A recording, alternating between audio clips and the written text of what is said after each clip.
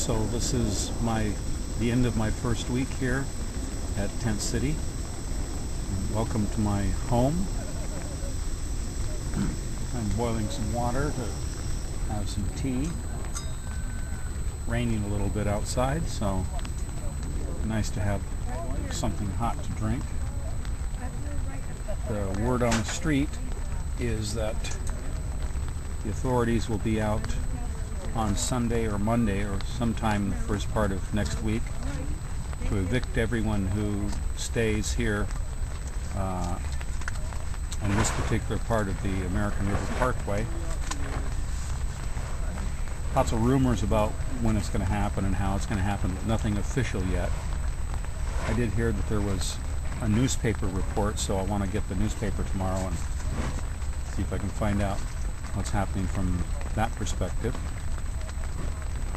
As far as I'm doing, I'm fine. I'm just being out here with everybody and sharing in the process and just humbly allowing myself to be present.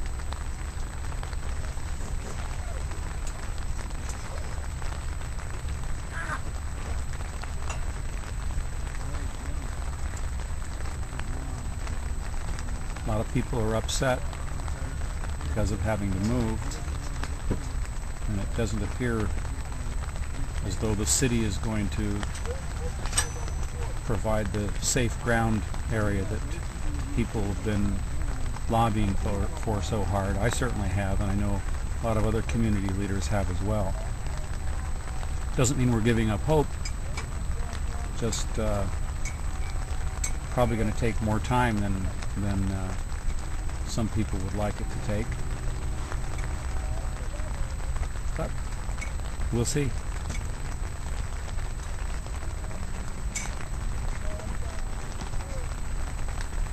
I finished the draft document, what's being called the SSGA, which is the Supervised Safe Ground Area for the homeless people living in and around the American River Parkway. It's a 3-page document that outlines a proposal to the city and county on how we could, in a dignified and respectful way, include the homeless people in the process of establishing their own home base and even having them participate in the founding, the development, construction, and even the ongoing supervision of an encampment. I tried to explain to the officials that there's people out here who have a lot of resources, a lot of skills.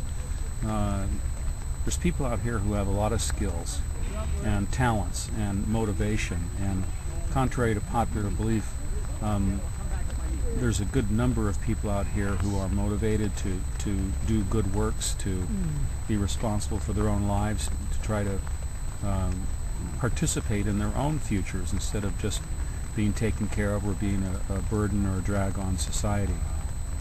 So part of the proposal is communicating on behalf of a number of the homeless people I've interviewed to give people a chance to participate, to engage in the development of a site for themselves, help with the construction, help with the security, the sanitation, all the things that are necessary in order for people to be able to live a safe and responsible life. One of the biggest things I see in terms of barriers is that government, both federal and state government, and all the way down to the county and city levels, there's a mindset about the homeless that they are helpless and that they're chronic, that there's not much you can do for them.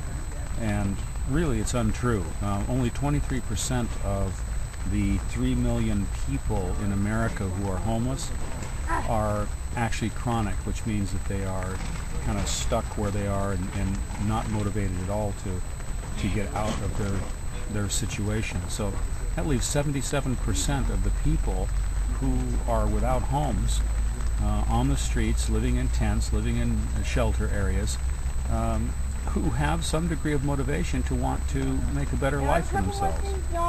It's a lot of people.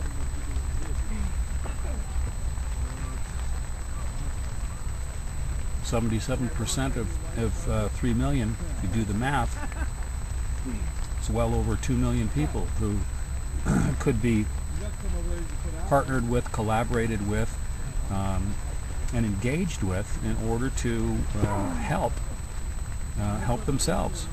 So the kind of help that we need, I think, is the kind of help that provides people an opportunity to help themselves. That's one of the biggest things I think that would remake America, is to create some opportunities for people to build up their own self-esteem, to make their own way, to pull themselves up out of where they are, and that would be a huge win, a huge high moral ground for America, and I'd really love to be able to see that happen. And that's one of my commitments, engaging in this process here, not only at Tent City, but some of the other encampments I'm going to be visiting around the Northwest and around the country, is to help and do whatever I can for a movement that demonstrates that people without a conventional home, without a permanent shelter, may be homeless, but they're certainly not helpless. They actually have a lot of talents and skills that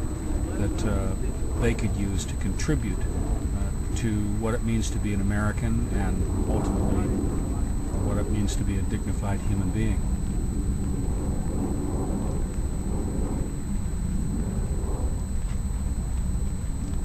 I hope you'll join me in that vision.